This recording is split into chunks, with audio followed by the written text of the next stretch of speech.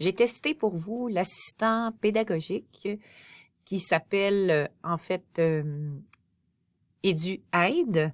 Donc, oui, l'interface est en anglais, mais il est possible dans les paramètres de dire que nous voulons avoir les réponses en français.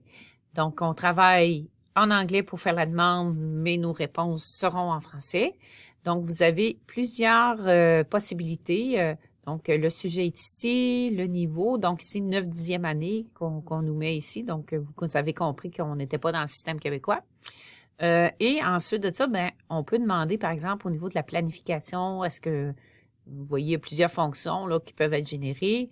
Par exemple, une liste de vocabulaire, ça se fait très bien. Des pratiques plutôt indépendantes, donc on veut laisser les élèves travailler tout seuls. L'apprentissage coopératif, la gamification et des questions, par exemple, vous voulez générer des questionnaires. Donc, moi, je vais aller, pour faire mon exemple, Cooperative Learning. Je vais aller voir les stations d'apprentissage, par exemple, et j'aimerais travailler la compréhension de lecture. Donc, la première étape, c'est de générer une intention pédagogique.